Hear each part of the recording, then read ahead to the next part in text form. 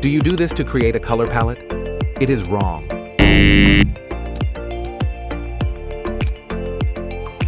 Instead, do this.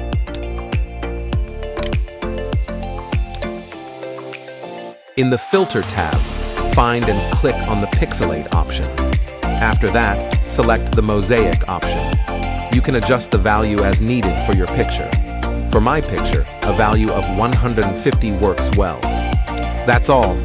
If you found this helpful, please consider liking and subscribing for similar content in the future.